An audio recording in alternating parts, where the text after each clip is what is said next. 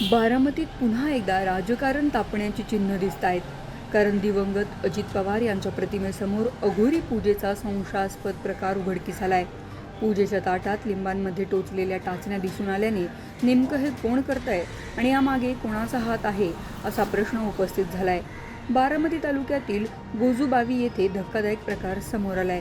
अजित पवार यांच्या प्रतिमेसमोर दिवाबत्ती करण्यासाठी गेलेल्या काही व्यक्तींना पूजेच्या ताटात 2 लिंबांमध्ये टाचण्या टोचलेल्या अवस्थेत आढळून आला.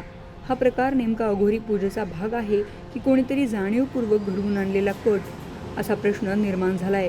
या घटनेनंतर राजकीय वातावरण पुन्हा एकदा तापलंय. राष्ट्रवादी काँग्रेसचे नेते अमोल मिटकरी यांनी या प्रकाराची गंभीर दखल घेतली आहे. मागील काही महिन्यांपासून अशा अघोरी पूजेच्या घटना वाढतायत. यामागे काही बाहेरील नेते किंवा राजकीय शक्ती तर नाही ना? यासाठी लवकरच SIT प्रमुखांची भेट घेऊन सखोल चौकशीची मागणी करणार असल्याचं अमोल मिटकरी यांनी सांगितलं.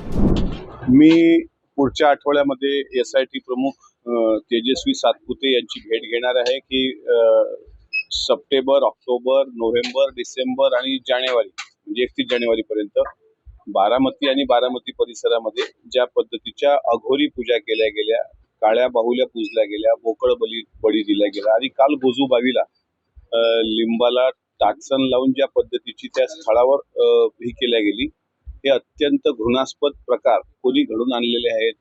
बाहेरच्या नेत्यांनी कोणा स्थानिक नेत्यांवर दबाव टाकून अशा प्रकारच्या पूजा करून घेतलेल्या आहेत का? या अँगलनी या सर्व प्रकरणाचा तपास झाला तर मला असं वाटतं कॅप्टन अशोक खरात हाच विमान दुर्घटनेतला मुख्य आरोपी सापडण्याची शक्यता आहे. VSR व्हेंचर कंपनीच्या नादुरुस्त विमानामध्ये दादांना बसण्यास प्रवृत्त करणारी लोक, आश्रमामध्ये झालेल्या लोकवशीकरणाच्या पूजा, त्यानंतर केल्या गेलेले रक्ताचे अभिषेक आणि बारामतीच्या परिसरामध्ये केल्या गेलेल्या अंधश्रद्धेच्या पूजा, ह्या अँगलनी या गोष्टीचा तपास झाला पाहिजे. त्याकरता SIT प्रमुखांना मी स्वतः भेटणार. हे प्रकार कोणी जाणीवपूर्वक केलेत की कोण दादांच्या जीवावर उठलं होतं, हे सुद्धा या माध्यमातून महाराष्ट्राच्या समोर आलं पाहिजे. कारण यांच्या या अंधश्रद्धेच्या खेळामध्ये दादांसारखा शिवशाहू फुले आंबेडकरांना मानणारा पुरोगामी नेता हरवला, हे मात्र महाराष्ट्राचं सर्वात मोठं नुकसान झालेलं आहे. मी ही लढाई शेवटपर्यंत लढण्याचा निर्णय घेतलेला आहे.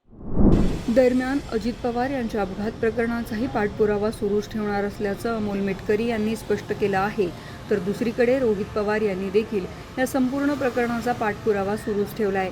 अजित पवारांच्या विमान अपघाताला 3 महिने पूर्ण होत आलेत, मात्र तपास अद्यापही पुढे सरकलेला नाही. CID नेमकं काय करते हे कळायला मार्ग नाही असं म्हणत मी स्वतः CID कार्यालयात जाऊन तपासाची सद्यस्थिती जाणून घेणार असल्याचं रोहित पवार यांनी आधी स्पष्ट केलंय.